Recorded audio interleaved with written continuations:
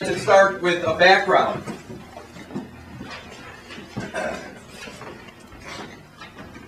I think of America as having three segments of history. Everything up to 1860, everything.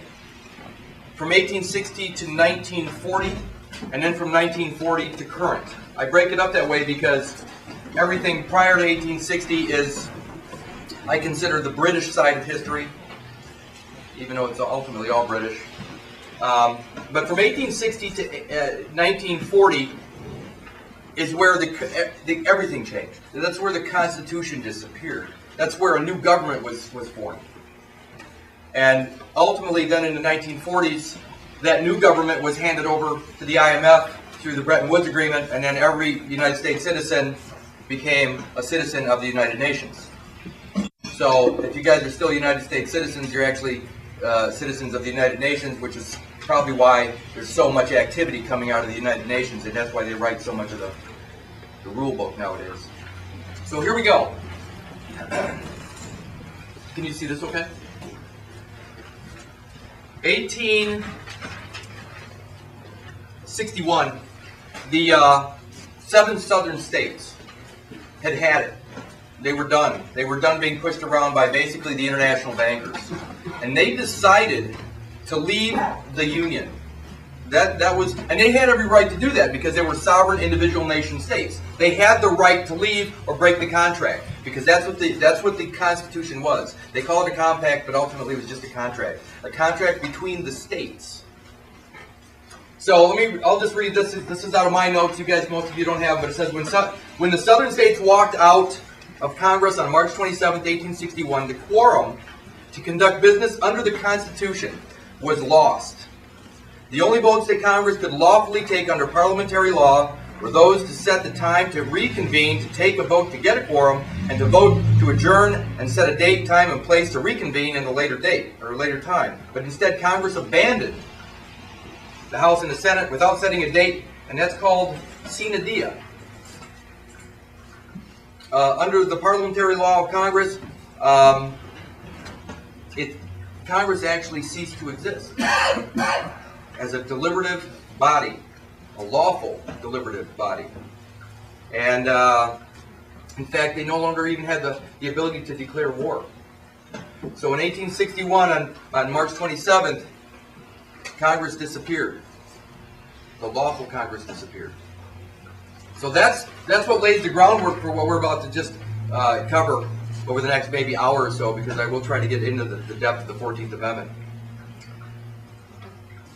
A little less than a month later,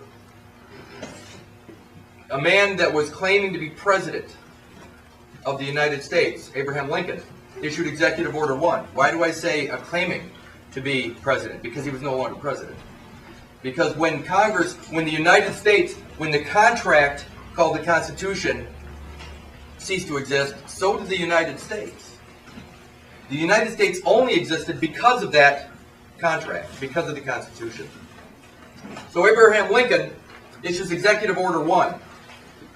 And what he did was he established a martial rule, basically, over the federal territories. Martial rule. Not martial law, but martial rule. And here's what I try to explain. This was the first executive order ever issued. And sadly, think about an executive order. For those of you that work in the corporate world, if you have a secretary, it is as simple as this. The president or CEO of the company issues an order to go after a Subway sandwich, a cup of coffee. He asks his secretary to go refill his cup of coffee. That's an executive order. Not, I'm going to create a military dictatorship. That's not an executive order, but that's what happened.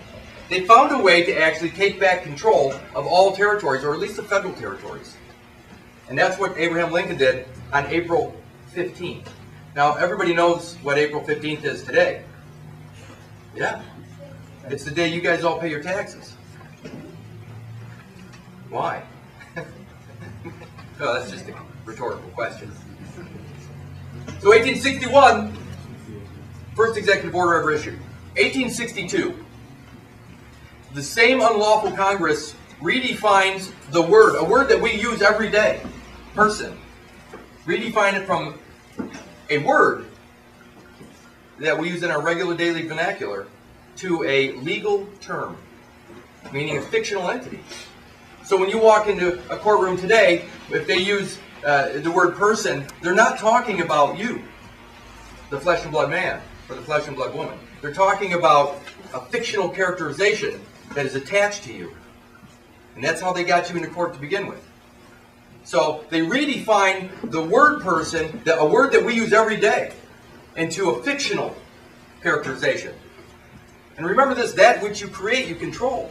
So, I mean, there's a lot of folks, a lot of patriots out there that talk about being a sovereign.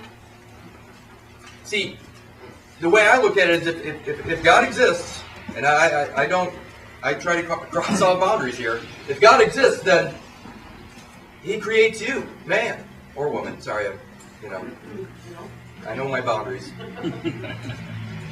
And there's nothing between the two. That's sovereignty. And that which you create, you control. So I mean, ultimately, we're still part of God's world. But see, in 1862, the state created the person.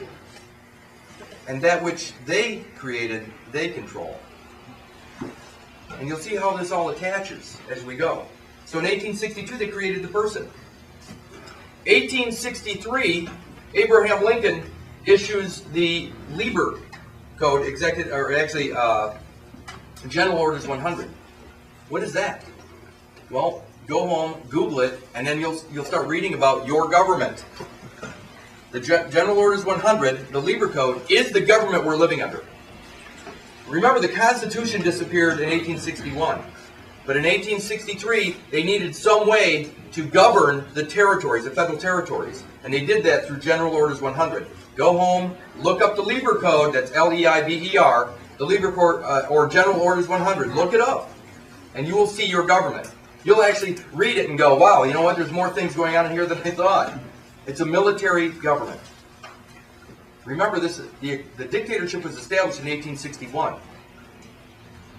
because there was no true Congress and there was no president.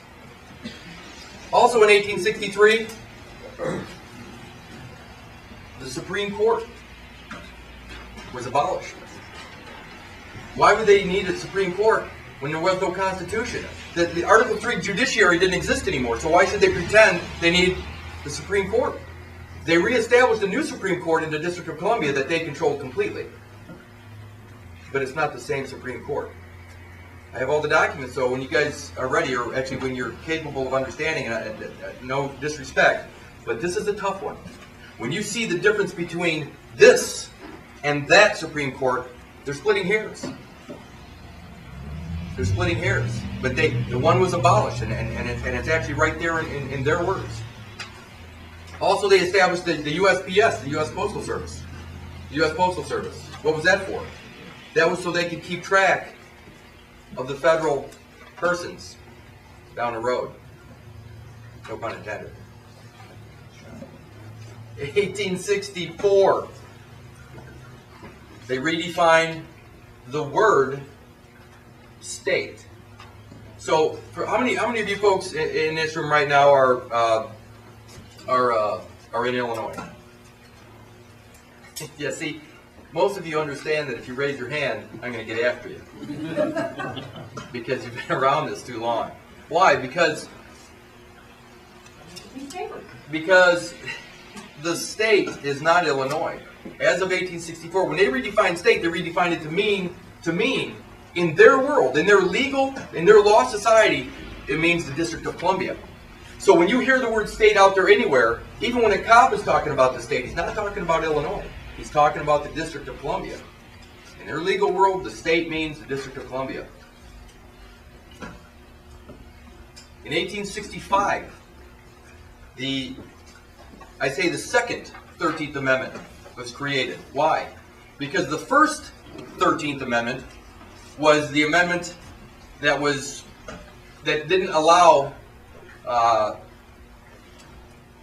attorneys to hold office. you couldn't have a title of nobility with the original 13th Amendment. That was still part of the original organic Constitution. What did they replace it with? In 1865, the one that everybody talks about being so good. It was the freeing of the slaves. That's what they say. No, that's not what happened. The 13th Amendment was not about freeing slaves. It was about creating a government where voluntary servitude was a possibility. 1868, which is what I'm going to really try to cover today, is the 14th Amendment. What happened with the 14th Amendment? Well, they now incorporate the word person, the new legal term person. What is the 14th Amendment? What's the very first line of the 14th Amendment? All persons born or naturalized in the United States and subject to the jurisdiction thereof are citizens of the United States and of the state wherein they reside. Who's they? The person. I mean, isn't it obvious?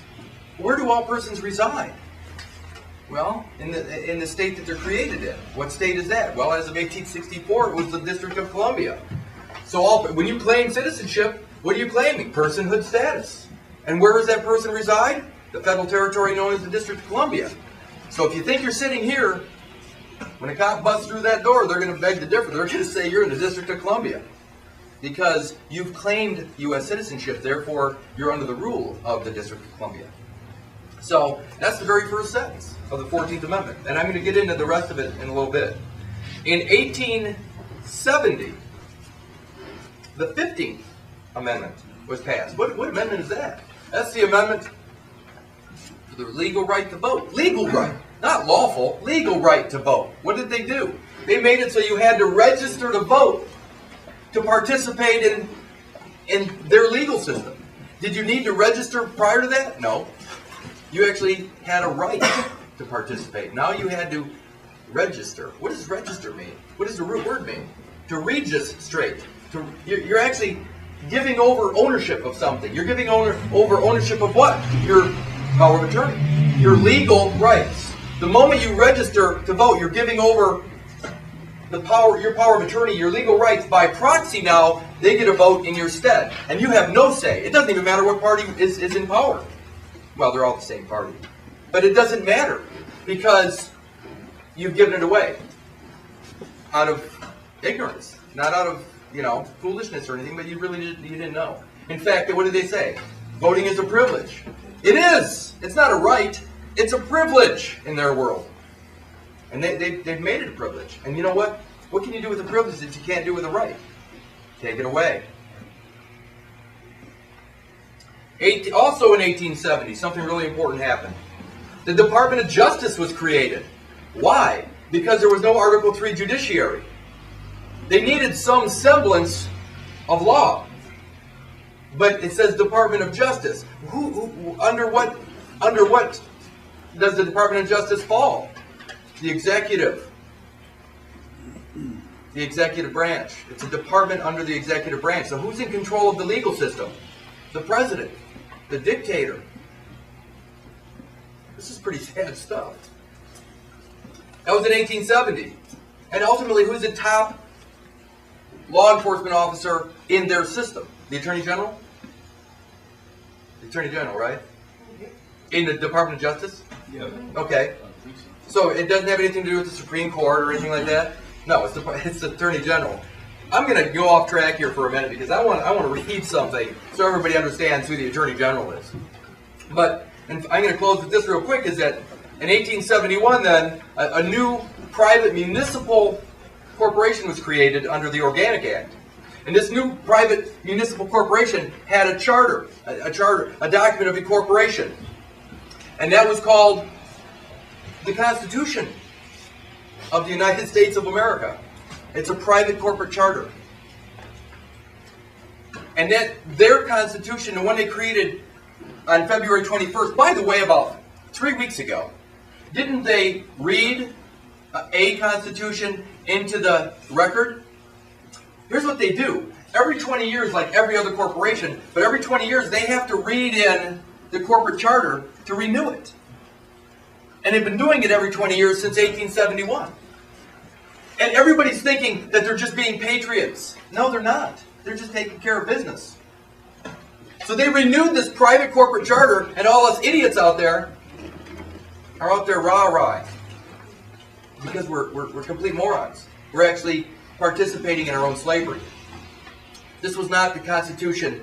This is not the Article 6 Constitution that says this Constitution, the one that was written in 1789. It was the Constitution that was assembled and put together in 1871. It's not this Constitution that they speak of in Article 6 of the Constitution, the original Constitution. It's a Constitution that resembles this Constitution. When they said this Constitution in Article 6, what are they saying? They're saying this moment in time, this Constitution. It's not a living document. It is very specific. The one they have now is living, because they can change it up and do whatever they want. And very soon they will. With the con, they're probably going to assemble. And then you're going to see a new Constitution altogether, which they've been working on since 1964. So that's the timeline. And I want to focus today on the whole concept of citizenship and why you don't have any rights at all. For those of you that have never seen this before, thank you. This was one of the greatest shocks of my life, truly.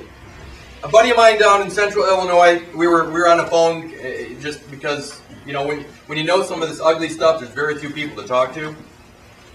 And we were talking about the Attorney General, the fact that the Attorney Generals are actually the ones that run the Department of Justice, both in the individual state ofs, like state of Illinois, state of Wisconsin, and all that, and also at the highest level, the Attorney General that oversees all of the Department of Justice. This is, you can go home, and in fact I would advise you to do this, go home and look up the Illinois Attorney General. Lisa Madigan's, go to her website today. History of. And go off to the side, there's the history of the Office of Illinois Attorney General. Get this document, download it as fast as possible. If you can, try to take a picture of the entire website so people know that it actually existed before they take it down. This is at her website. In fact, it's written by Sean W. Denny, former senior counsel to the Attorney General. The reason I'm prefacing all this is because you got to know that this isn't just something at the website. It's very specific. This, my friends, if this doesn't change your attitude about what you believe, nothing will. In fact, if you don't care about what I'm about to say, I'm asking you to leave. That's how important this is. The powers generally understood to belong to the Attorney General at common law have been summarized as follows. It's about halfway through. The very first sentence. To prosecute all actions necessary for the protection and defense of the property and revenues of the Crown. Who's the Attorney General working for? The Crown Temple. The Crown. And now let me explain all you super hardcore patriots that are out there waving the flag saying, "We the people." Representation of the Crown is translated in our system to representation of the people. So the folks that are out there waving their flags that think they're the people, they're not. They're U.S. citizens, thus making them substratus humanoids called persons. Just fictional characterizations. They are not the people. The people are those in D.C. protecting the property of the Crown. That's the Crown Temple. Their job has nothing to do with you. It has nothing to do with your freedom. It has nothing to do with anything you ever thought of. It's outside of politics. It's all about property. And whose property are you? As a person, a U.S. citizen, you're the Crown's property. This is one giant slave plantation. And we have never been told the truth. Go to the website, see if you're true. As you continue to read through here, it'll make you sick to your stomach. This is at her website. I'll read it. I'll read the first paragraph first. The governmental and judicial systems within the United States of America at both federal and local levels is owned by the Crown, which is a private foreign power. Before jumping to conclusions about the Queen of England and the royal families of Britain owning the USA, this is a different Crown and is fully exposed and explained below. It's the Knights Templar. It's the City of London banking institution. That's who it is. So go to the Attorney General website. You need to see this for yourself to believe it.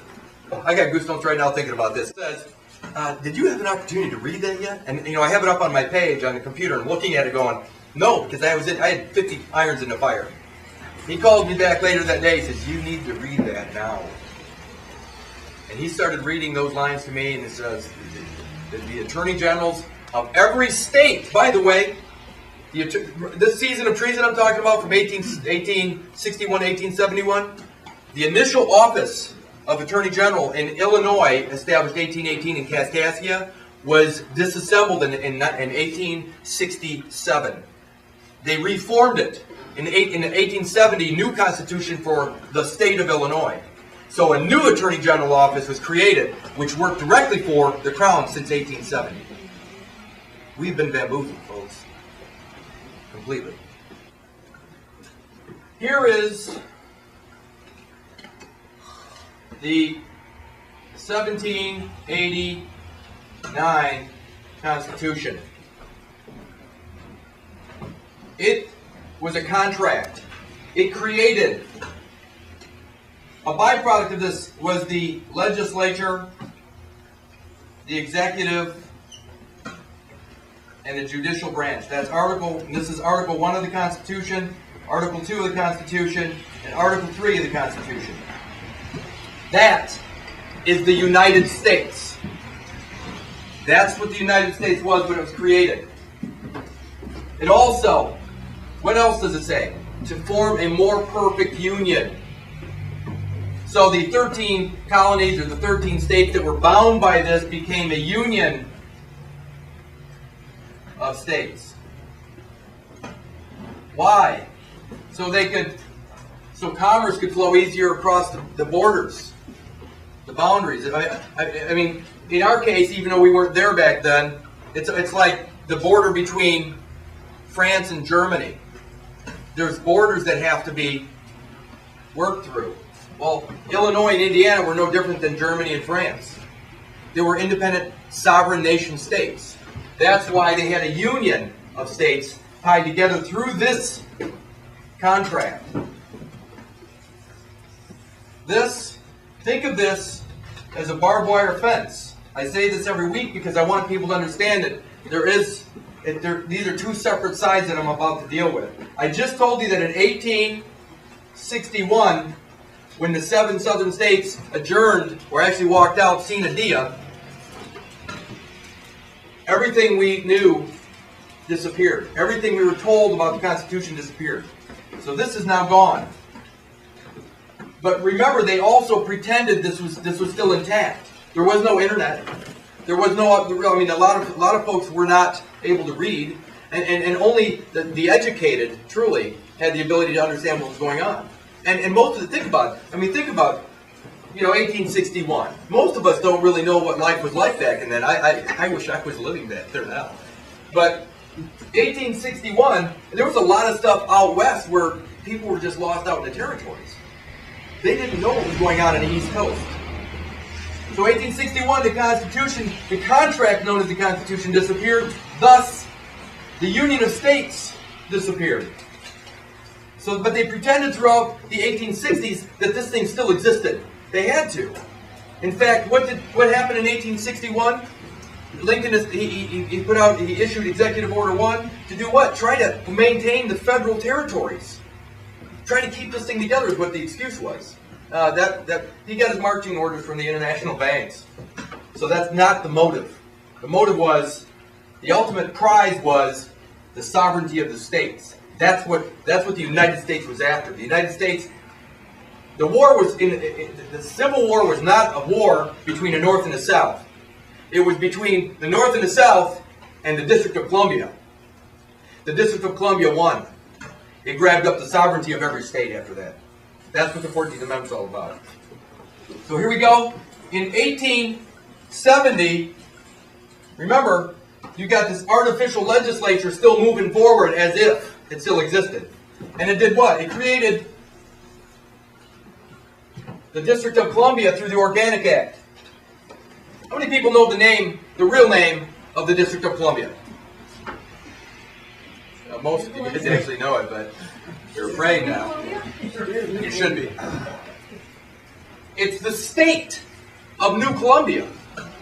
And And within the state of New Columbia, there's a city called the City of Columbia.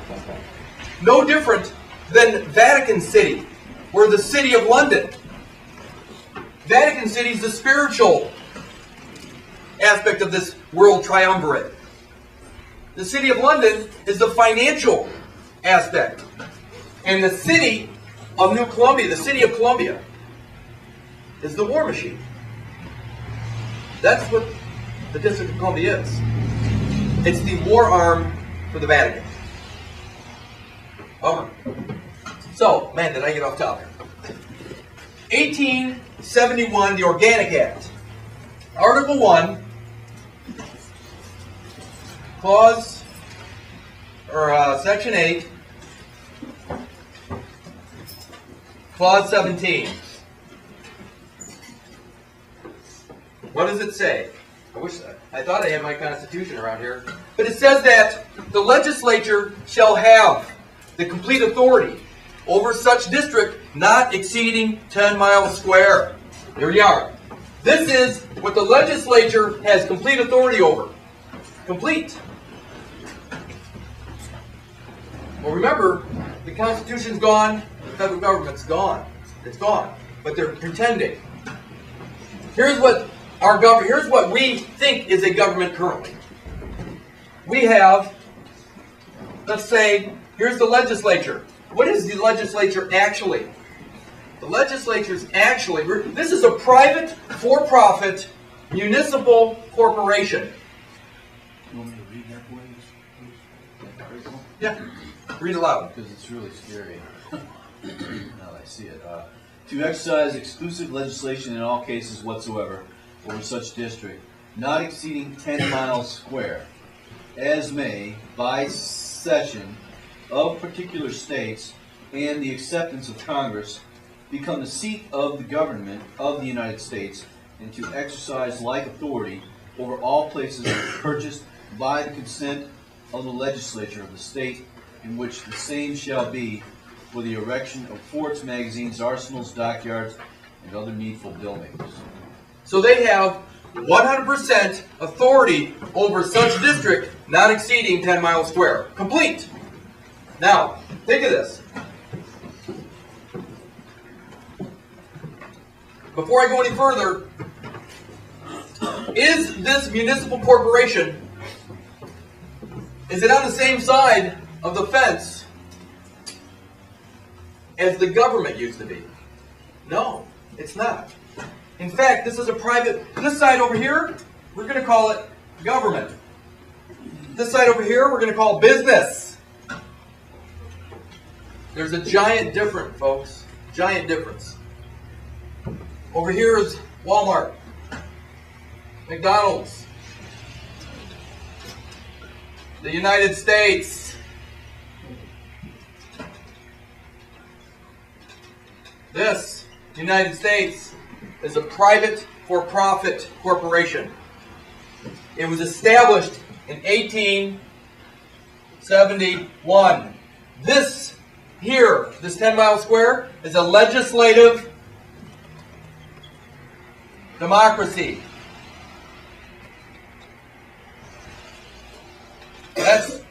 Don't they say every time you hear anything out of their mouth that they are spreading democracy around the world? They are. Kurt, do you mind if I just ask you a question about that? Yep.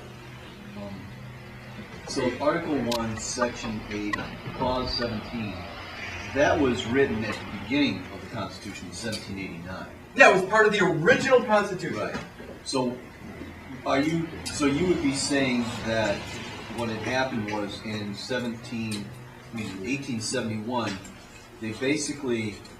they're still using that somehow to incorporate this. I mean, I don't understand the connection, because if it predates 1871, then it was already part of the Constitution, right? The original Constitution, right, which is this. So it was already part of the Constitution, so didn't they have that power already? Yeah, but they did it before. Remember, like 1802, they established Washington, D.C. Right. So they had an Organic Act of 1802, I believe, and they established the District of Columbia. And it was called an Organic Act. What does organic mean? Original. The original act. Can you have two original acts? No. See, when they had another organic act, they established a new private municipal corporation. So it was a different new. Yes, it is. It's another organic act. See, most people miss that. I mean, it's such a nuance. It's so slight that people go, no. They established that. I mean, they've done that before. You can't have two organic acts.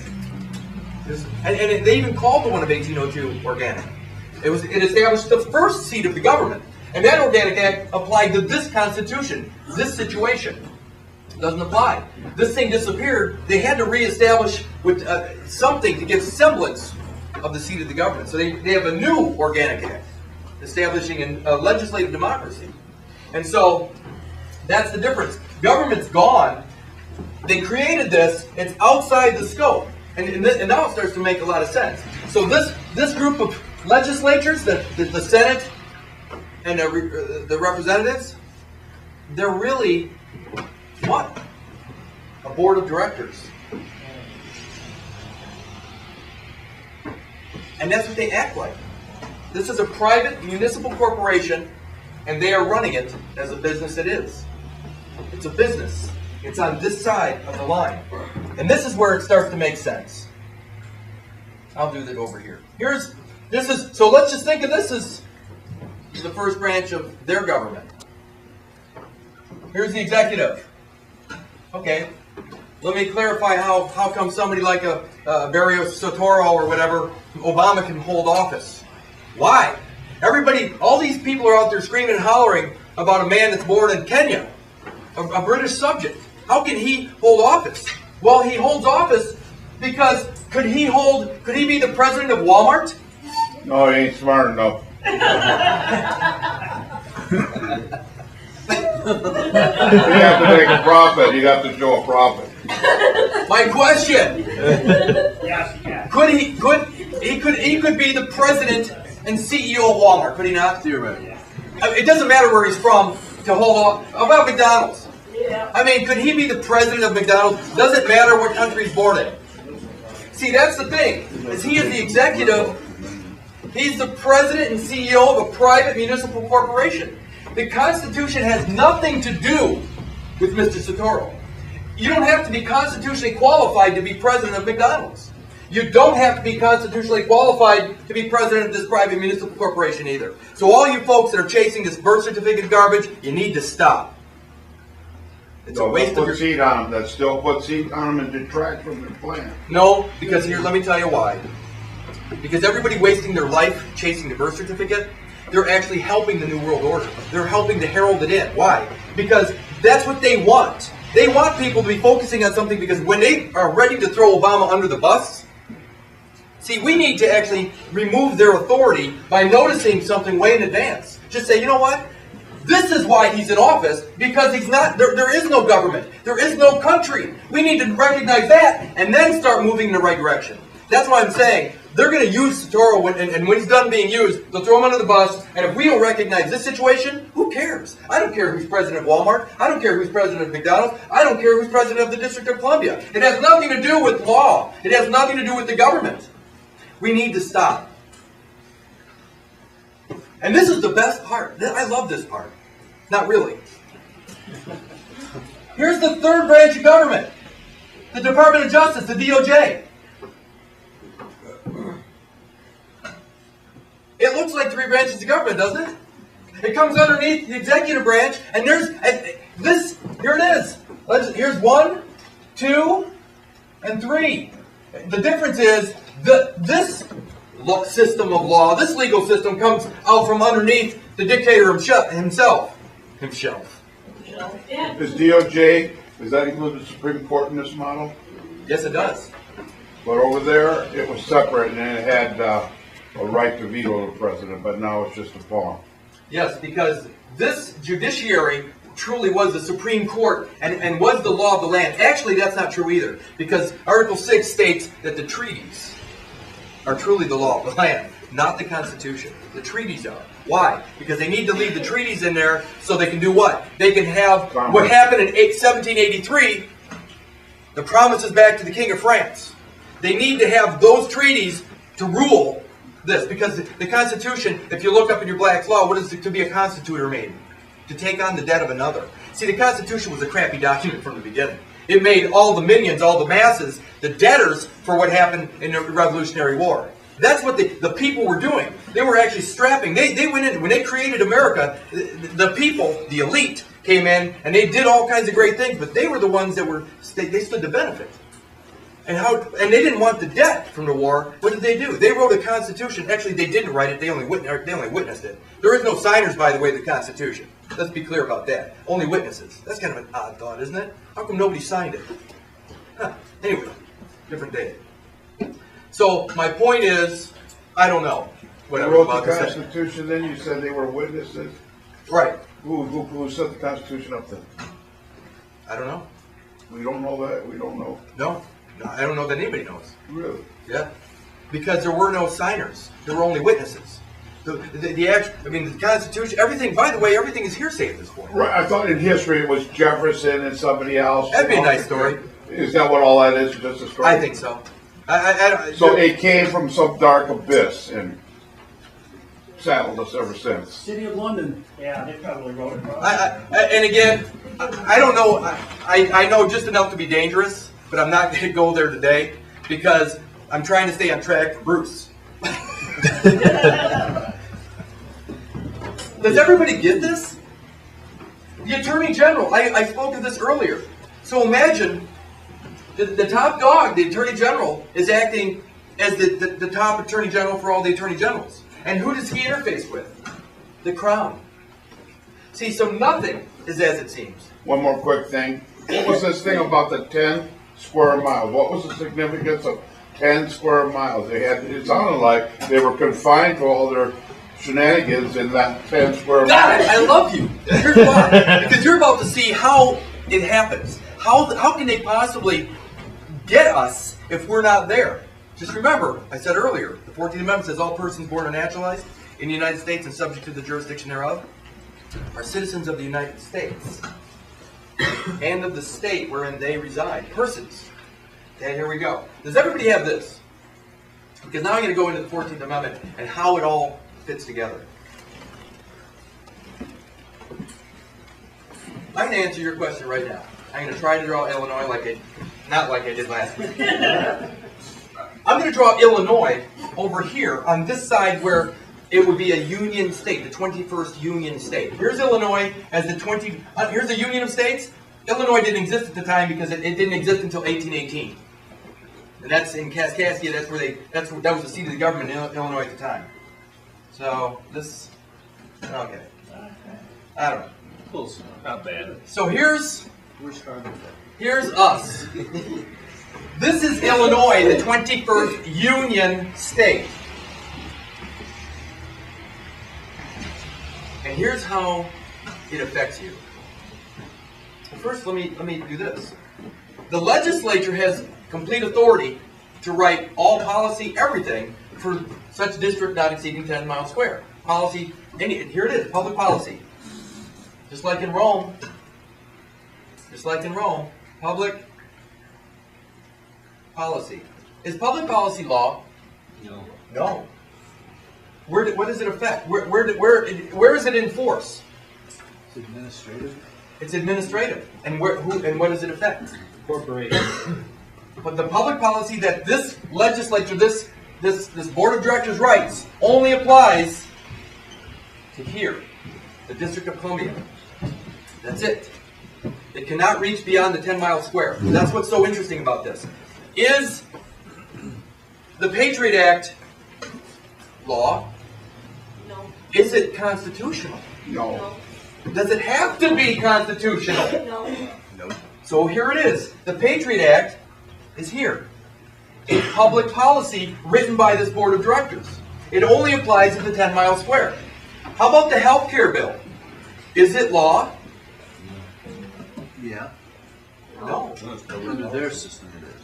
No. No. It's policy and it's only statutory. It's not law. So who does it affect?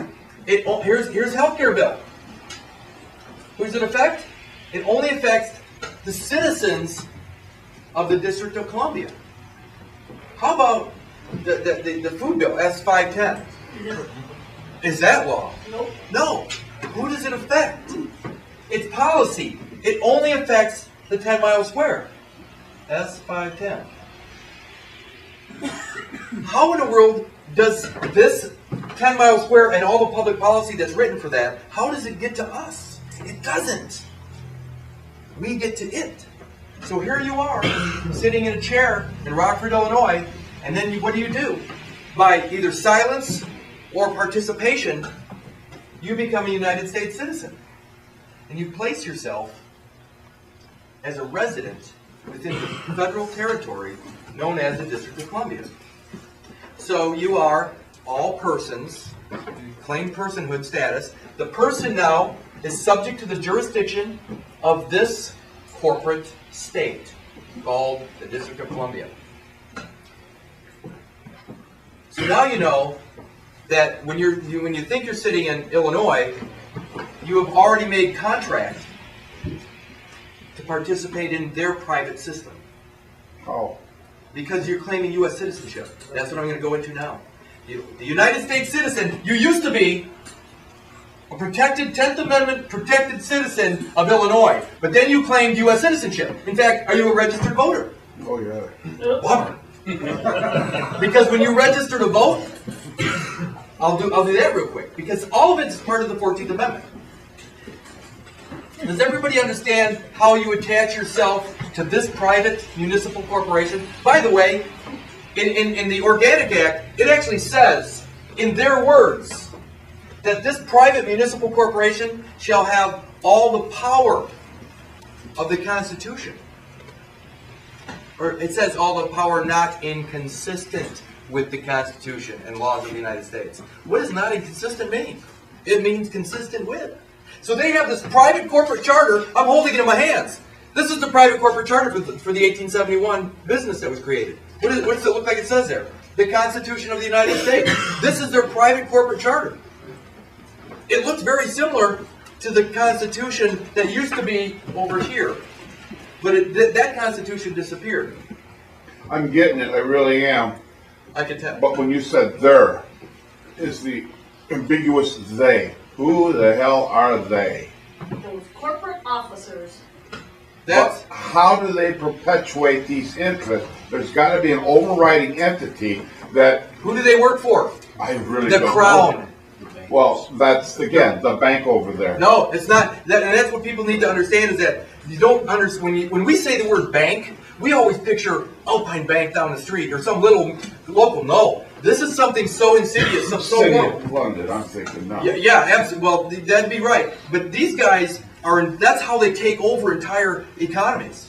By putting somebody in debt, enslaving an entire population, and then pull the rug out from under them. They're doing it right now, and they're doing a heck of a good job. The bank, the City of London, is doing it. It's the Rothschilds. It's the Khazars. It's all these folks that have been tied into this crap. It's the Jesuits. It's the Vatican, ultimately. That's who's doing it. But we don't see it that way because we don't want to believe what we're witness to it, and we don't want to believe it. So but you see how this lays out so easily. Take off your government goggles, put on your business goggles. Everything that's happening is for money. It's for profit. This will get really crazy. So here we go. You're sitting here thinking you're here. You're thinking that the 10th Amendment's going to protect you. But you've claimed citizenship to a private, for-profit municipal corporation. Person. What is a person but a fictional corporation? Is the Rockford Police, are they a corporation? Yeah. Doesn't it say all persons born or naturalized? The Rockford Police are a person subject to the jurisdiction of this private entity. There is not a business or corporation out there that is not subject to this. You realize that if the company you work for doesn't collect your taxes, guess who's going to get in trouble? You? No. The company you work for, because they're a person subject to this jurisdiction. And they're going to close down that company if they don't steal the money from your paycheck before you get it. That's what a person is. A person is a fictional entity. It is also a U.S. citizen. Does everybody understand how you put yourself in here? The only way to get out of this is to cut the tie. You've got to not be a U.S. citizen. The thing is this stuff is so important. Do you realize if only 10% of America knew this, would they be participating? No. 10% of 300 million? Oh my gosh. You know, that's a pretty good number. So here's what happens. This is how it works. Here's the Founding Fathers' Republican form of government. Okay? That's where the unalienable rights are given by God. This is where freedom is. Okay? This is one system. This is the system that the Founding Fathers created.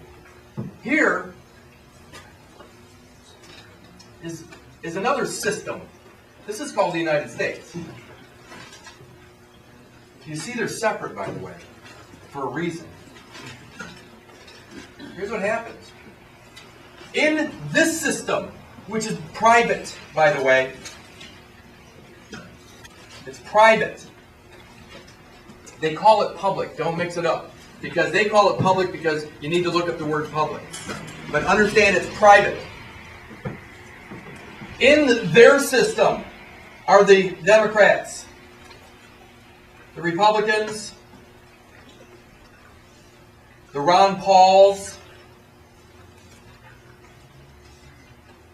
all what appears to be politics. All politics. What appear to be politics. All politics. This is the legislative democracy.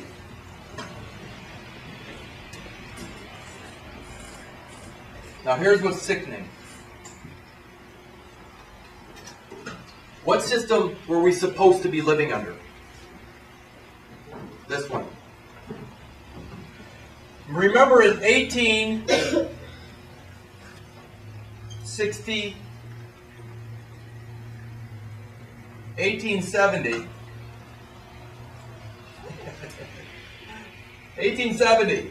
What happened in 1870? The 15th Amendment, the right to vote.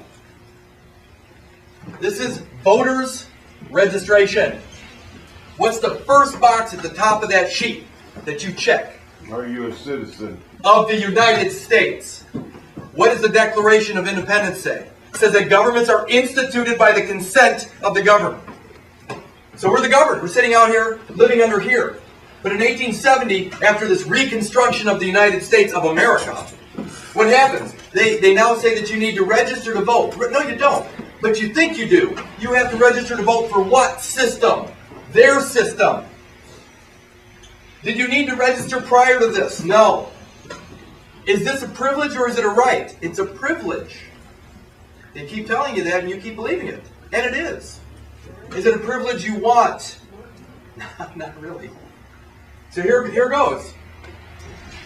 The Declaration says governments are instituted by the consent. So this is consent. And we institute this. We do. And we allow it. We want it. We like what we got right now, don't we? That's this system, folks. Consent. Now here's what's funny. When we talk about this two-party system, it's really not a two-party system. It's not a tea party. It's nothing. It's all of that stuff is in this private system. There is no two teams. It's not the Bears in a pack. It's the same team, sometimes playing offense, sometimes it's a scrimmage. They're playing each other, off each other, to get as far ahead as they possibly can. And we're sitting out in the stands in the Coliseum, cheering for them. Huh? I would say that they're much smarter than we are. So, what did I say earlier?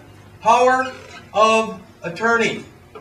When we register, we registrate, we hand over the rights, we hand over title, legal title, to our power of attorney. So now they get to speak for us by proxy. We don't have any rights. We actually gave it to them. And it doesn't even matter who wins. And then what do?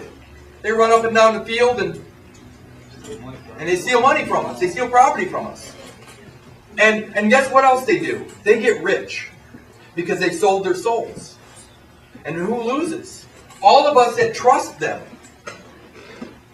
So by proxy, we lose everything. And it's by our consent that it's happening. What do we need to do? We need to not only unregister, but we need to withdraw our consent. What does the Declaration say?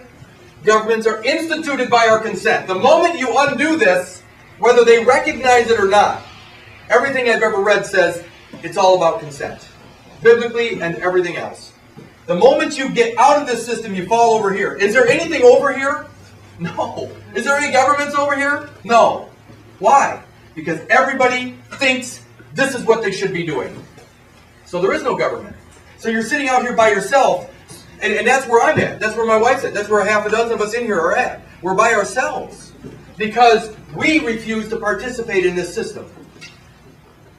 Because I know for a fact that when you register to vote, that is the last vote you ever cast in your life. It's the vote for the system. Because after that, everything is irrelevant. Now, here's some interesting 14th Amendment back. I'm actually talking about the 14th Amendment. I just didn't say it. How many people in here know that every registered voter combined, remember, you're part of this District of Columbia, the legislative democracy. How many electoral college votes does the District of Columbia have? 3. How many registered voters are there? A lot. 150 million? 100 million? Do you realize that all 100 million registered voters combined have 3 electoral college votes? How can you expect to pick a president when you have 3 electoral college votes?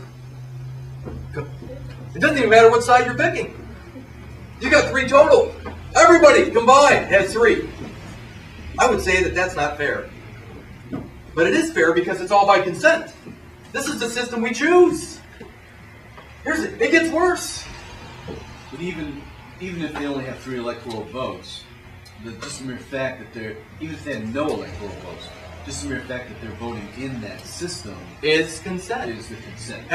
We perpetuate it.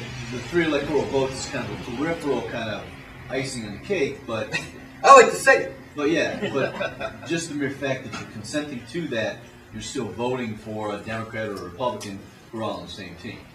That's right. And sadly, we think we're participating. Now they can look into your eyes and say you actually are participating. I mean, it's a lie by omission. They don't tell you the whole truth. They tell you that they're representing you, with 3 electoral college votes. So then what are the other 435? Does it matter? It's not yours. That's my point. The Senate actually gets to move around the rest of this stuff. Remember that it's just a board of directors. And see, you get 3 electoral college votes, and they vote the rest of them. What's the likelihood that they don't pick the winner every time? That was a rhetorical question. Here's another one. If what I'm saying is true, and it is, does the District of Columbia, it actually states, I believe, that does the District of Columbia residents have,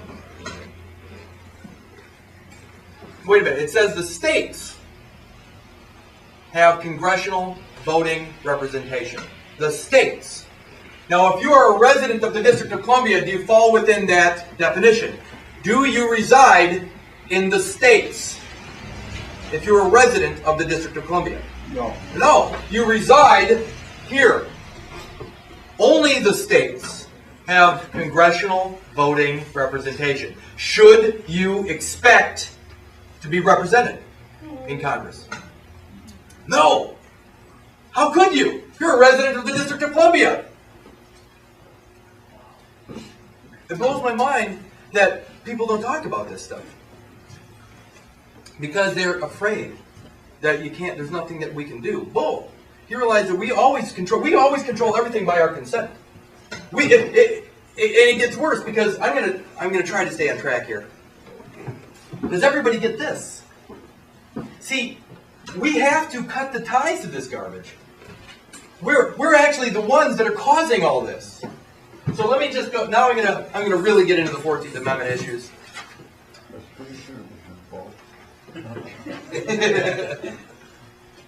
So here's, I got this a couple years ago when I still believed I was a patriot. I'm not anymore, because I'm not going to fight for my own demise. This is from Don Manzullo. And this is their corporate charter. And I used to, when I first got this, I used to sit out in the yard, and I had all these different colors and things that you see here. Those are different days, months, weeks of me investigating this crap. And now I realize this should be in my bathroom. Just in case I run out of real toilet paper or Federal Reserve notes. In that order. But anyway, this bright orange thing here is the 14th Amendment. I'm going to tear this up and then we're going to be done, and then I'll field any questions. Section 1, there's 4 sections. There's 5 actually. There's actually only 4. But the 5th section says, the Congress shall, this is one of my favorites, and very rarely, I'm saying it now up front because I'm afraid I'll forget it. Section 5 says, the Congress shall have power to enforce by appropriate legislation the provisions of this article. Why does it say that? Loophole. It's a loophole because this is not the Constitution. It's a corporate charter called a Constitution. And they need to legislate their authority because it's not an amendment to the Constitution. They need to say, we can do this because we say we can do it. They can create any rule they want. It's a living document at this point. Whatsoever, with that little caveat. That's right. So, here we go. Section 1. I've already started, but I'm going to cover a couple of legal terms here because they don't use words. When you listen to President Obama speak, he's not speaking English. He's speaking legalese. The things coming out of his mouth are not words. You need a law dictionary to understand what it is he's saying. Is that like Swahili? In his case, yes. By the way, I've said this before, the whole, what is it, I can't even remember right now what movement, where you can't talk about other stereotypes and politically correct movement, sorry, that gets left at the door. We can say anything we want here because I'm not gonna talk about things that aren't true or true. It really is. No political correctness in this room. That's the rule.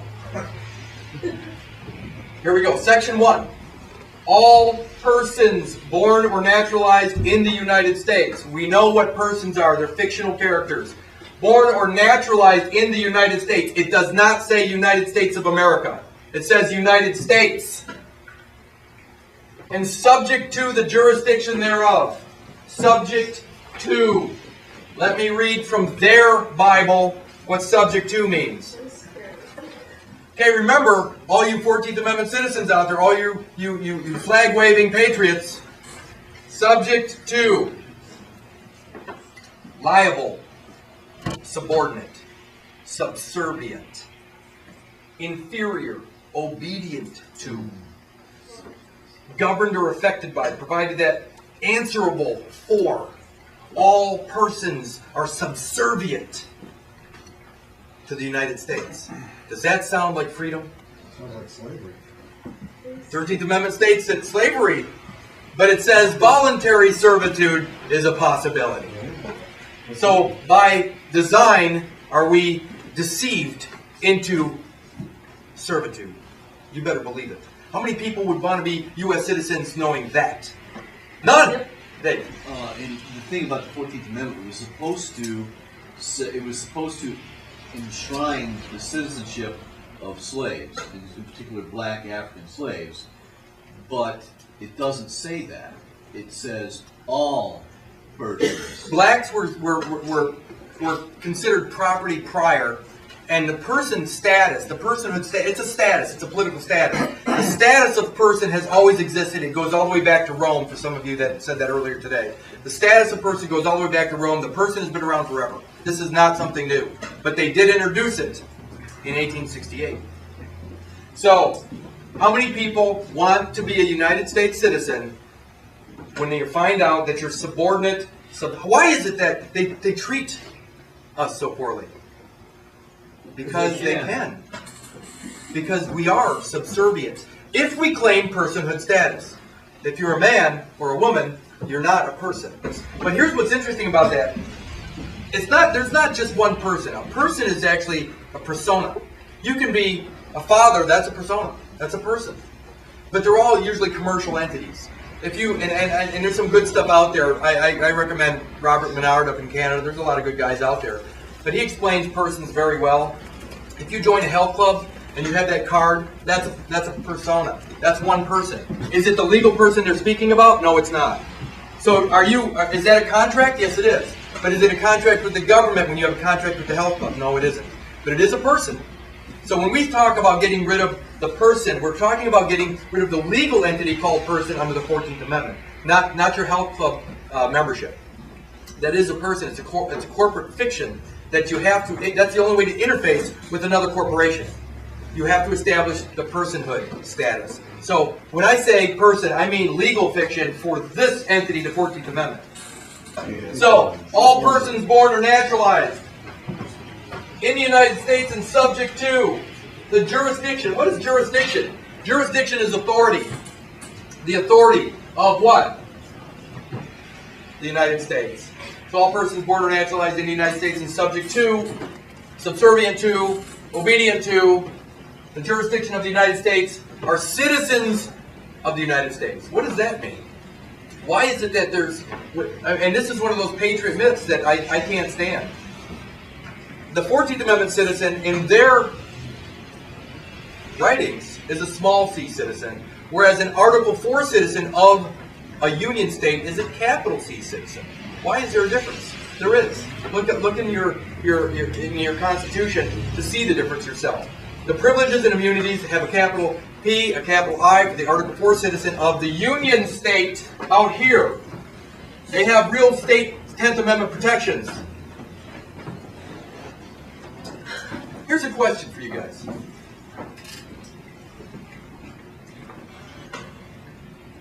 Obviously, I'm drawing a dividing line, so you already know the answer.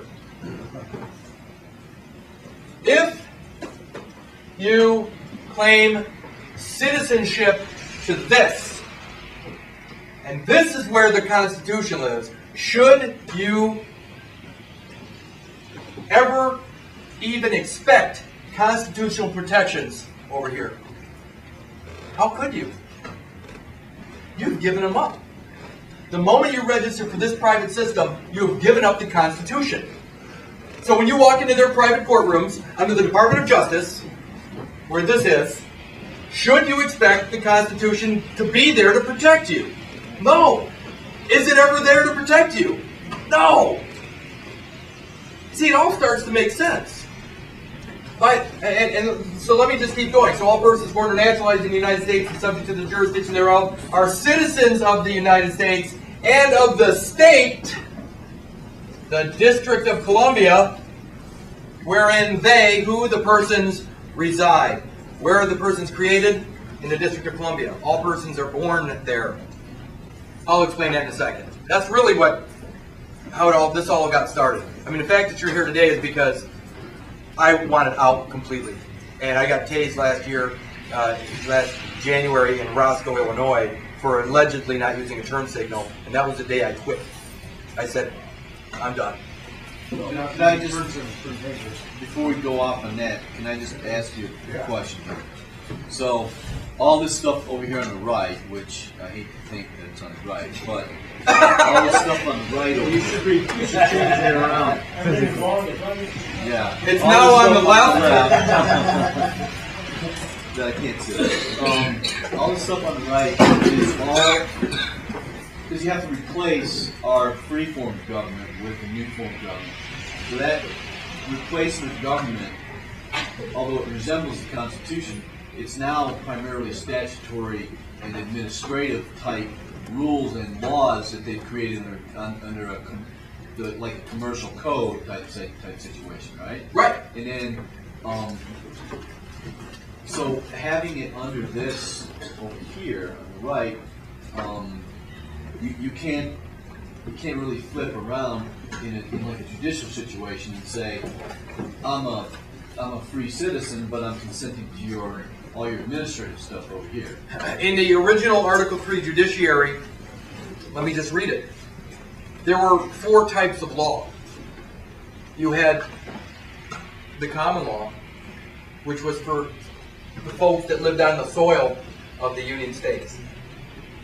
You had equity, which was contracts between the people. You had admiralty / maritime. What is that? Maritime contracts are international contracts by nature, and admiralty is a maritime contract during emergency or wartime. So those are the only possibilities. And that was in the constitutional world. Over here, there's only one. They've merged them all together, and it became the Uniform Commercial Code. It became all commercial, and it's all contract. There is no common law. There is nothing that resembles it. It's like being at an auction. You don't even know you're involved. You raise your hand to wave at a buddy, and now you're standing before a magistrate because you realize you just purchased something called 30 days in jail. It wasn't long. Yeah, it wasn't the lawnmower you thought it was. The point is that it's all commercial contract, and there is no law. Law disappeared completely 100% in 1938 with Erie, Pennsylvania versus Tompkins. It was gone. All law disappeared completely. They had some semblance of law up until that point, but after Erie Tompkins, it disappeared. Everything is now Uniform Commercial Code, completely written by the Vatican. So It's a ruse of law. yeah. Well, that's what it is, because on Madigan's website, they preach about the common law. Yeah. That's what she's all about. Well, I'm not in a course that I'll be doing on trust in a couple months. When you realize that the common law was actually established in 1307, Right. and it's not what people think it is either. That's not God's law, No, it's precedent. and that as well was established by the Vatican. So I'll go into that some other day, but that's certainly not for the 14th Amendment. Sorry. By the way, who here receives their mail with a zip code? Remember in 1864, the United States Post Office was created? The zip codes are federal territories. If something comes in what looks like your name through a zip code, that's the person. That's the 14th Amendment citizen. That's the presumption. And it looks like your name. It could be in all caps, it may not be, but most of the time it usually is. In fact, everything out of this place, including the IRS and things like that, all comes in all caps. Look it up in your dictionary. It's called capitis diminutio maxima. It's a lowering of status to the person. But it's a resident. When you claim zip code status, you're claiming federal territorial residence. When you claim that, it's like the man down on the ground on the soil reaching up into the fictional world, and once you grab that mail out of your box, you've attached yourself to the person called the 14th Amendment citizen. And now you're responsible for everything that brings with it. So don't think that just by thinking you're not participating. There are so many attachments at this point. This is one diabolical group of people. And I do mean people, actually. So let's move on. That's section 1. I'm not going to cover section 2, but it does relate, and it's a little too difficult for a first day. Let's go to section 4. Section 4 just... I think that second sentence is very appropriate also. Okay, want me to cover it? Yeah. Thank you, because this is... State. Yeah, it says, but remember, it's whatever they want it to mean. This is their legalese. It says, the second sentence, thanks Bruce, no state shall make or enforce any law which shall abridge the privileges, small p, and immunities, small I, of citizens, small c, of the United States. Nor shall any state deprive any person of life, liberty, or property without due process of law, nor deny to any person within its jurisdiction the equal protection of the laws. Think about this. You used to be here. That looks a little better. You used to be here. And the 10th Amendment would protect you. But when you claimed U.S. citizenship, this state can no longer protect you because you claimed to be a resident of this state. So it says, no state shall deprive those over there. When you claim U.S. citizenship, you put yourself in here, and now, because of that claim, the protections laid down by the 10th Amendment cannot protect you because you chose to be living under those rules. So it says no state, see they changed it around now, no state shall abridge the privileges and immunities. If you go into your Black's Law again, there's two separate forms of privileges and immunities. There's the 14th Amendment privileges and immunities, which are small p, small I, and then there's the Article 4 citizenship of the Union State privileges, capital P, capital I, immunities. Those are protections by the 10th Amendment. You see, when you claim to want to be a beneficiary of this 14th Amendment system, this private system, where they give you Social Security benefits, and they give you all these other goodies. When you start claiming those goodies, you're here, and you lose the rights, the unalienable rights given to you by God over here. You're done. You traded, and I mean this, you traded your freedom for goodies. And no state shall protect you because they don't have the authority anymore to stop what's going on over here. You've claimed it. You want that. That's what you get. And I'll be darned if the state, the Union State, can help you. Is that where misprision of treason comes in? I'm gonna cover that, but that's. But is that what's going on? Have you just committed a treason for doing that? Misprision of treason by leading the Illinois state and voting yourself into? Yeah, voter's registration. Yep, thanks, Eric. I'm gonna. So, does everybody understand why the second sentence now all of a sudden, when they speak of a state, they're talking about the Union State, and the Union State can no longer protect you. So now we'll go to Section 4. Is that good? Figuratively, that is the fence that they have erected and abolishes the sovereign state. They made it so the sovereign state was impotent because you've chosen your path. You, just like the Declaration says, governments are instituted by the consent of the governed. You've now consented to this system, and this system can't protect you So by your choice. talk about nullification and all that. What is that? It's irrelevant Okay. because there are no people in the Union States anymore. They all claimed personhood status over here, so there are no people and there are no governments in the Union States. That's why the state of Illinois, I'll explain that before we close up here, but the state of Illinois and the Union State of Illinois have nothing in common. No, the real state. Yeah, they can't help you. Here's a man of flesh and blood on this soil. Here is a fictional person that claimed personhood through the 14th Amendment. They don't actually interface anymore. The fictional guys live and die by the rules over here. And you have claimed attachments to this. That's why the police, when they come and pick you up, they put a body attachment on you. And so here's the fiction over here living under these rules, and then they come over here and extricate the man from the soil and throw him in their warehouse called a jail. There is no way to save these people. It's their choice. They need to back out of this. They need to cut the ties. They need to decide. We can't do it for them. Because there is no Union State. It exists only in geography. There is no government for Illinois, the Union State. There are no people populating it anymore. Even it's a hard concept. There's a million Hispanics that are not U.S. citizens in Illinois. You know what? I'm good with that. As long as they're willing to create what's required or fall under the real leadership. But they're not citizens of the Union State of Illinois either. Well, No, you're supposed to be. You ultimately, the law of nations states that you are a citizen of the nation of your father's birth. That's the way it works. It's worked that way forever, and that's the way it always will work. So if you're a citizen of Mexico, you're going to be a citizen of Mexico. Now, can you do something different and become like they used to do? Can you fit into this? Yes, but it'd be easy now because there's no government. I would welcome a whole lot of Mexicans in Illinois just to take back this. Seriously, if they had the same spirit and the same understanding of what's going on here, welcome aboard, welcome home.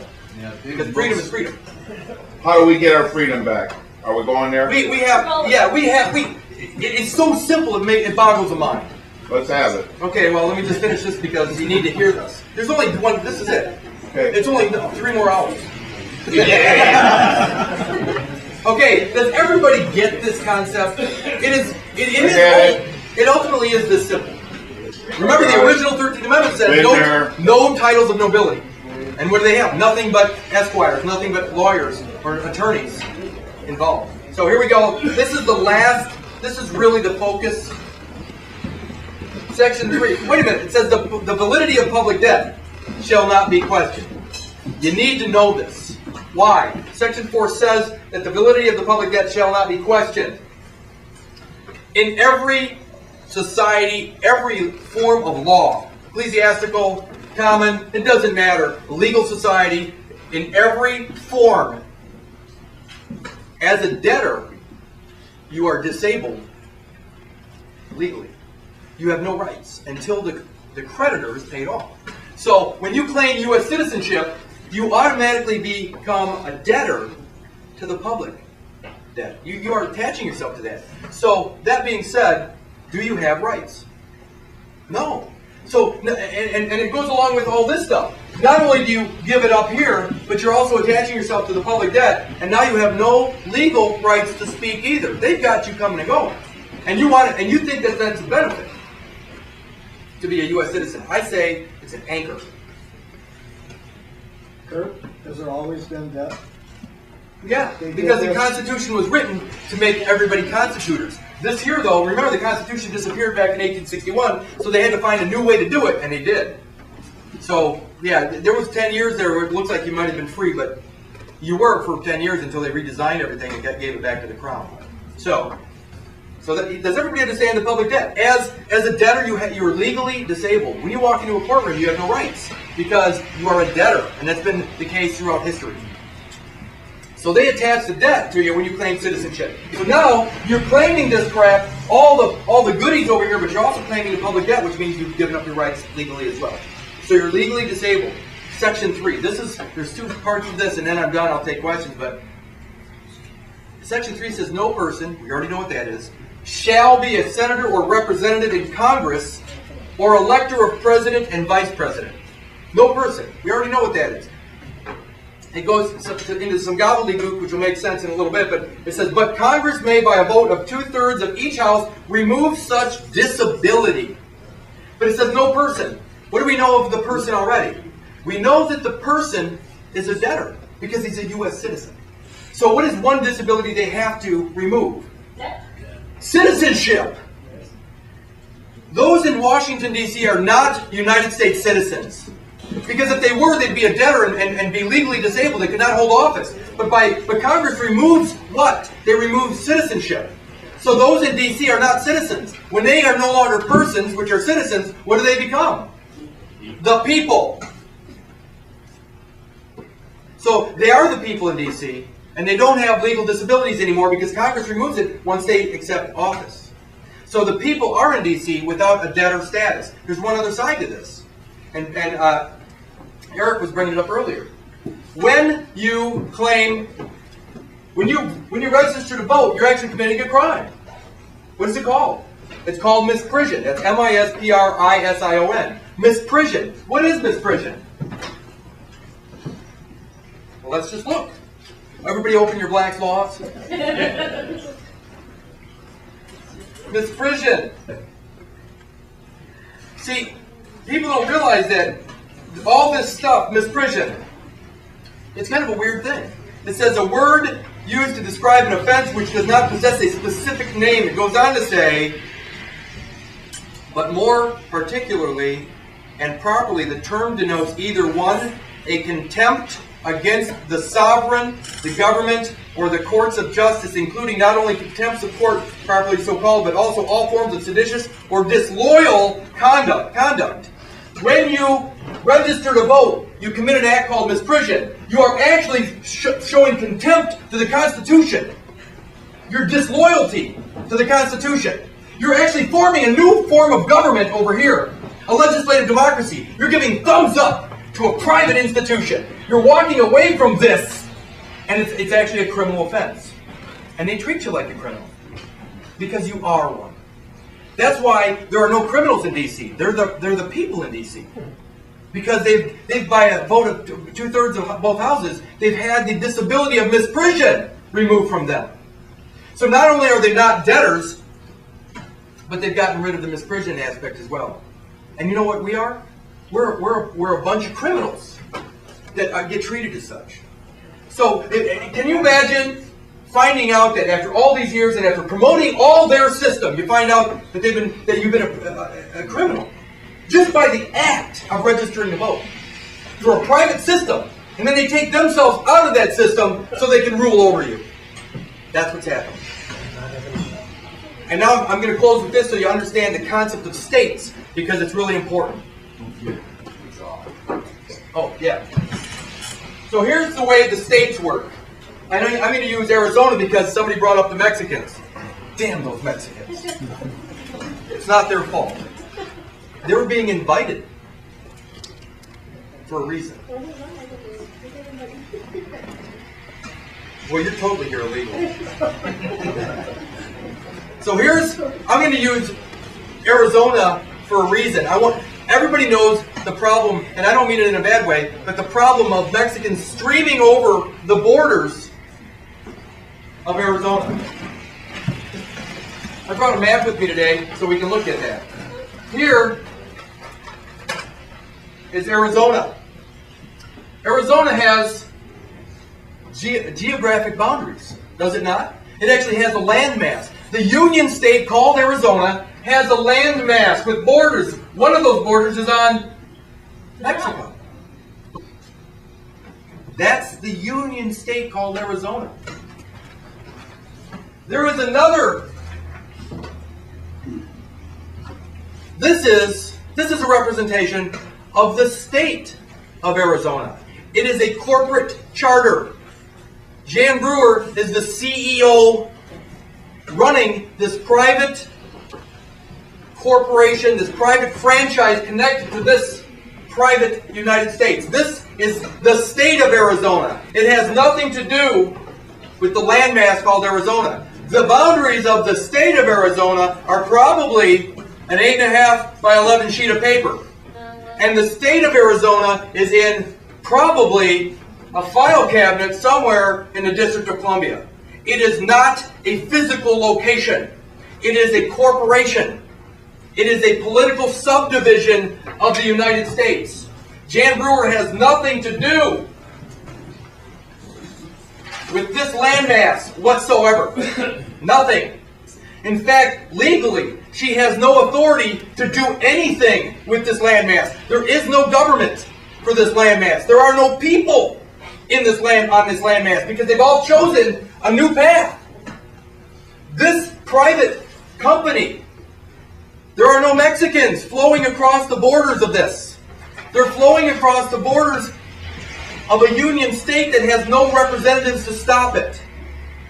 We need to understand that what's happening here, there are no borders anymore because what we have is this fictional, federal, territorial run dictatorship established in 1861, and there's no way to stop it because everybody wants to participate in this system. Illinois, the state of Illinois, is no different than Arizona, the state of Arizona. We can't stop anything either. We don't. This situation here occurs in the state of Illinois as well. There is no borders to the state of Illinois.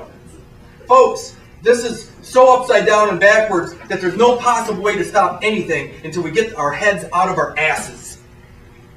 There is no way to stop what's going on. You know what? There's one simple answer for the states: to unincorporate and go back to the union state status. Why? Because when you unincorporate, you get rid of the personhood status. This corporate charter is a person under the 14th Amendment subject to the jurisdiction of the United States. When they unincorporate, fall back into union state status, what happens? You see what happens. All of a sudden, there's a government potential again. But there's no government potential right now. Because everybody wants all the treats. They forget about the tricks. But they want the treats. They can do that though, unincorporated? Only if there's some folks that understand this stuff or comprehend it. You see how simple that is? No, here's the way it works. Let's get there. There is no way to go back. Even, and I don't normally say this, but even this Union state was ultimately owned by the Crown. So even the Union states were controlled. I don't go there, but there is no way back. We need to start fresh. We actually need to disregard everything, break all contracts, walk away from their system, their financial currency system. We need to cut all ties, all contracts, walk away from this thing. Do not restore some pathetic republic that never was good for us. We were always slaves to that state. We need to stop.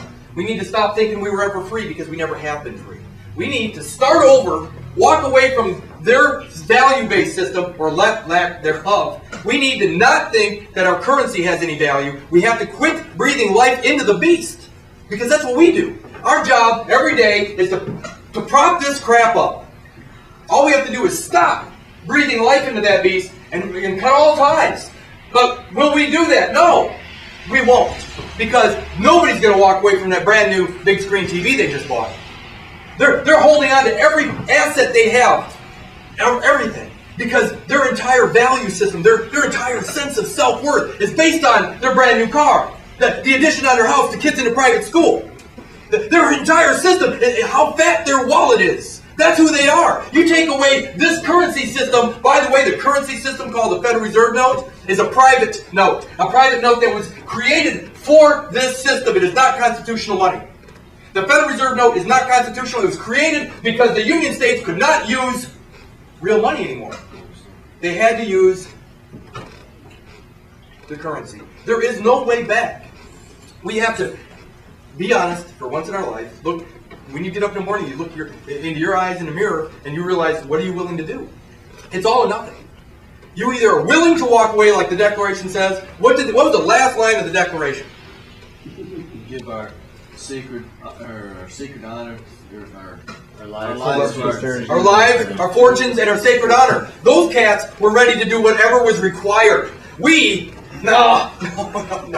If I can't make my house payment or my car payment, you know what? We're going to have to be willing to not make any payments. I'm not saying because we can't. I'm saying because we won't. Though every corporate contract that came out of here has been a fraud. 100% has been a fraud. Every banking institution is now running this entire, it looks like a corrupt government. It's not corrupt at all. It's business as usual. It is not corrupt.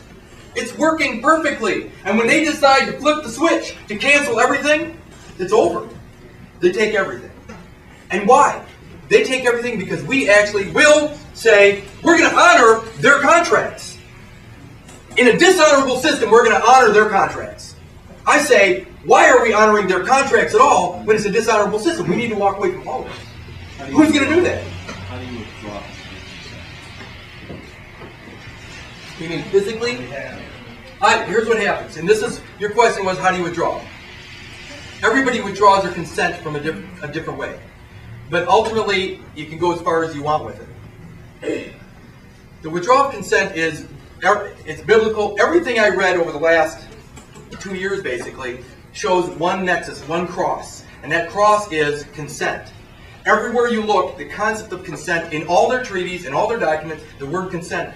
Consent is the number one issue in all contracts. Without a meeting of the minds, there's no contract at any level. So when I say withdraw consent, I'm saying you have to do something. You can't stay silent. Silence is consent. So you have to be proactive and turn something in to let somebody know that you are not this. So the first thing you do is you learn the words. I have a document that I wrote. I wrote it after 4 days, after being in jail for whatever I was in jail for, after being tased, after my wife got put in jail for swinging her purse, after the other thug from Roscoe was attacking her, while these guys laughed, and then he said, good, now we have her for, what was it? Aggravated assault. Why did they do that? So they could confiscate our car, so they could impound our car, so they could take all our property. Everything is about stealing everything from you. That is their job. Charges. So the point is that how do you withdraw consent? Number one, it has to come from here. It's not from here. If you think it's going to be analytical, it's not. You have to feel your own sense of value. You have to realize that their value system is not worth your life. And that's why this is such a struggle for people. They don't realize that it's about value. It is not about the law. It's about whether or not your life is worth it, whether you're willing to walk away from all the stuff that they say is valuable. I don't think there's anything in the system of value.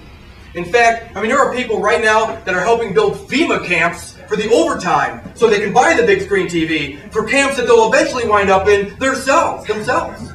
How stupid are we? So, I don't know how to answer your question because I wrote a document. I will send it to you. I can't give you one right now because I only have one that I carry with me, and it's my protection from the thieves, the thugs, the biggest gang in the world known as the police department. I carry it with me. I'll show it to you, but I'll send it to you. What I do is this. Who is the #1 law enforcement officer in Illinois? The Attorney General. I send this document to the Attorney General. I let them know what I'm not and who I am. I send one to the governor. I send one to the Secretary of State. Why? Because your driver's license is commercial. Why is it commercial? Because it deals with a commercial entity. What is that commercial entity? The person. So everything that they've done to you is free. I mean, is that your driver's license? No, it's not. It's the person's. Do you have a Social Security number? No, you don't. You never have. The person has it. But you claim it as yours. See, everything they've done to us is to get us to believe that it's something it's not. And when we attach ourselves to their system, we claim it. We need to just walk away from their entire system. So, those are the three at the top of the state. Are you born in Illinois? And then what is there? If I can disclaim myself from this thing, then what do I have? Do I have... You have peace of mind. How many people have withdrawn their consent in this room? What does it feel like the moment you drop that stuff in the box? Beautiful. Great. We have personal responsibility. That's what we have. Wait a minute. Let me answer this. The 16th Amendment, the tax that you're talking about, the taxes, income taxes only apply to U.S. citizens. It does not apply. It only applies to corporate persons that were created as U.S. citizens. It does not apply to the man, the woman, or the people. When you look into the tax code, nowhere in the tax codes. Yeah, I understand. But so, on a practical level, they're going to pull what I got. I won't be able to function in this matrix. You can, because Hill versus Henkel says that you can contract with anybody you want, but you have to establish your manhood. No offense. You have to establish your manhood first before you can. You're undoing all the garbage. You're negating all the stuff you've done all your life, and then you come back through and you can contract with anybody you want. Can you still have a license, a commercial license to drive? Absolutely. Would you drive with it when you're not driving commercially? Absolutely not. Would you show a cop that when you're out there just traveling from point A to B? No, because it's not required. If you drive for a living, yes, you would show it to them while you're driving for a living. But see, there's so many nuances. I can't answer your question in 5 minutes, but I could answer it over time, and only you can decide how far you want to go into this or out of the matrix. This is the ugliest situation I've ever seen, and the problem is, what am I losing? See, that was your ultimate question. Your question was, what am I giving up? I say you're gaining peace of mind because you're no longer swimming in blood from what the United States actually is. It's a murder machine on a worldwide level. All it does is go through and rape and pillage and kill people for profit. And you know what? That was the reason I initially got out. I got out because I couldn't ultimately deal with the fact that I was promoting it by being a U.S. citizen. The first thing I did was think, I'm no longer going to swim in the blood of the planet. After that, I figured other things out. But I am not going to participate in this garbage. And that's what it is. I'm withdrawing my consent politically because that's what it is. U.S. citizenship is a political status first.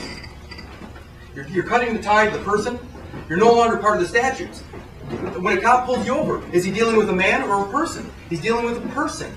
Because why? The statutes only apply, the statutes that are written as policy here only apply to the person. They do not apply to the man. So when a cop pulls you over, is he talking to you or presuming your personhood? He's presuming your personhood because that's where his authority comes from. My point is, you can take it as far as you want. So locally, what you do is you send in the same document, but you need to learn it. I mean, there's a lot to it. But you need a Black's Law 5th edition or older. You need to look at these words and understand what the legal terms actually mean. When you understand it, and I walk anybody through it, but when you understand it, then you feel different. You go, wow, you know what? This really makes perfect sense. And you feel cleansed because you're no longer participating in the ugliest thing I've ever imagined in my life. This is the war machine that was established by the Vatican to murder everything on the planet. All the chemtrails in the world are coming from this beast. The fluoride in water is being spread by this beast. Everything imaginable on a planet Earth that's bad is from this United States, not from America. This has been established exactly for what's happening right now. And you know what? We are the ones that prop it up, like I say. We breathe life into this. The Declaration states very clearly that governments, doesn't matter what style, governments are instituted by the consent of the governed. We are consenting by our participation or our silence. We need to withdraw that consent to stop. Do you realize that, and I'll close with this, every cop that pulls you over to beat your ass, to tase you, to murder you, whatever, every cop that does that has your consent. You authorize it the moment you signed up for your driver's license. And what's worse is they're our brothers, our uncles, our fathers, our sisters, our family members. The cops that are doing this to us are us. The doctors prescribing the drugs that are shooting the children up or putting in the tracking devices, call it what you want, they're your grandfather, your grandmother, your uncle. Cain slew Abel, and it's been going on ever since. And they're us. The New World Order cannot progress without our help. We are killing ourselves, and why? For the big screen TV, for the fat woman. TV. Believe me, it ain't for the TV. Yes, it is. And it's for the stuff. Please. They know the difference between a person and a man. Because I have the vehicle code in my home, and there's nowhere in there. When you say I am not a person or I'm a man, it stops them in their tracks. Because they know the difference. We just put a new Congress in there.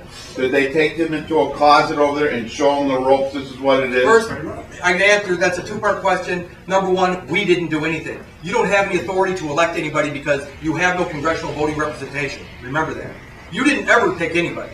They did. And to answer the second part of that, yes, they do. They have an option from the moment they get voted on. And a friend of mine, Joyce Rosenwald in California, has been doing this stuff for 35 years. And she's been nothing but, she's been a researcher for 35 years. She says, Kurt, I don't have any evidence of this, but I do know this happens.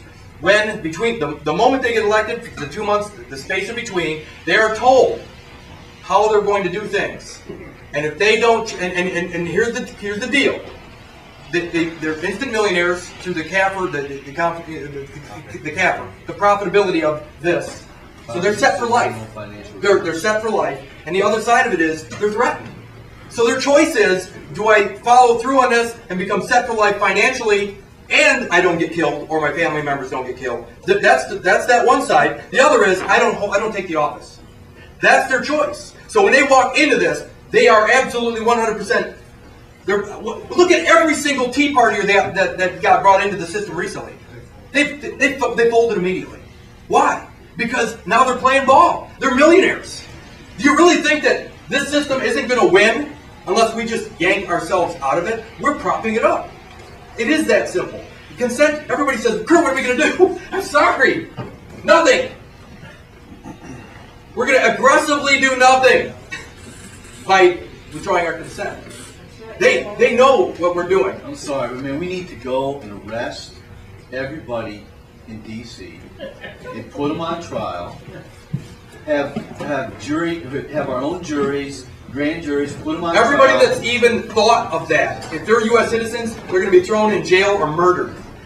They're going to murder us if we got 1 million people to do it. We will never have one. My point is that it's not, nobody gets this stuff. It is not those in D.C. that are doing it. We are. Well, no, they can't. There's 445 or 35 people. They're not doing it. We are. We're the ones putting ourselves in jail. The judges are putting us in jail, but they're our family members. We are the ones doing it. We can't. I don't even give a shit what's going on in D.C. Not even a little bit. We are the ones doing it to ourselves. The moment we wake up to that fact is the moment this shit stops. I am sorry, but I can't ever agree that they're doing it to us. We are. We can't do anything to stop this until we recognize who the absolute beast is, and it's the beast within us. We need to stop it from within. But the Vatican and the folks in London, there are systems that they've set up to be able to. And you know what they're doing? They're using our human nature against us. And the moment people quit valuing the dollar is the moment it stops. This is a value value-based problem, folks. It's not anything to do with these people. It has to do with us. If we didn't consider the wallet more important than our neighbor, that's what the problem is. We're more concerned with the big screen TV than we were with the safety of our neighbor. That is the problem. It is spiritual, 100% spiritual. This has nothing to do with law. It happens to do with the heart and the fact that we are treating our neighbors as we feel about ourselves. Love thy neighbor as thyself. Guess what? 90% of the people I meet hate their existence. And you know what? Their neighbors are absolutely being treated accordingly. I can't stand the thought of most of the people that are more concerned with the freaking public school system than they are with the welfare, and I mean truly the welfare, of their own family. Their sisters, their brothers, their neighbors. They're more concerned with what's in it for me. We're going to lose, and we've already lost. We've lost because we don't recognize that these are not the enemy. We are. The moment we're done, we're done. The moment we're done looking at them because they're the scapegoat for us. We can keep talking about them, but we're the problem. That's what I can't stand. This is not the issue. This is the obvious what's wrong. But you know what? Every judge in Rockford lives in Rockford. They are related to somebody. We should never speak to another attorney. Because every attorney in America works for the crown. So if you have a brother, a son, a father that's an attorney, I would never speak to him again. Because they know this shit. They're the enemy. They're the ones that are putting people in jail for profit. So until we recognize who the problem is, it is not these people. Amen. It is us. Some people need to be in jail. You got an argument with me. I'm done. And my point is, we allow this stuff. It's all consensual. And you know what? Everybody in those, there is no courtroom in America. They're all banks. There is no courtroom. They're all banks. So when people realize there is no law. I can get all those concepts, but what? there's got to be something else. There's not. No, there's nothing else. There's one game. No, it's us. When we're tired enough, when we're beaten down enough, when they're marching in the streets, when we finally see it, that the guy pointing the freaking rifle at your head is your neighbor. It's over. Then now you realize that it is us. But it is us. We're marching against ourselves. Who actually is, who's protecting these people? The police. Oh yeah. The fire departments. The attorneys. The media. The judges. The media. Everyone. There are people that go to their job at WROK that are passing erroneous, fake, artificial information every day. You know what? For what? A paycheck. You just said the key word. Truth. That's all it is. When something's happening right in front of us and we deny it. And that's it. I mean, if we can't work together for once on this planet, and we're not going to work together. I already know this. I mean, the Christians are angry at the Muslims. The blacks are angry at the whites. You got the rich are trying to protect stuff from the poor. Supposedly, and again, I've only read this recently, but the Rothschilds supposedly have a net worth in the $23-24 trillion range. Now, what did I just say? The Rothschilds have a net worth worldwide, globally, of somewhere between $23 and $24 trillion. That's only if we value the dollar. The moment we walk away from their system of value, they can't even put food on their table. Because we're the ones that are giving it value. We need to say, you know what, we're going to create our own. I don't know what that system is, but I know it's not the one we currently have. If we walk away from their private currency system, they can't even feed themselves because they don't bring anything. They don't bring anything to the table. Nobody. In fact, if we created our own, that giant Mundelein family will starve.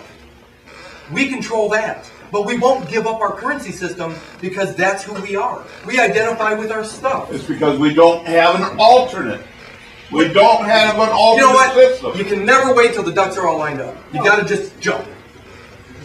I know it's scary, but I'm wait for them to put the water in the pool for a second. I agree with that, but the sad thing is, does this make sense? But that's the thing, is it really is. They're not the problem. They look like the problem. I know.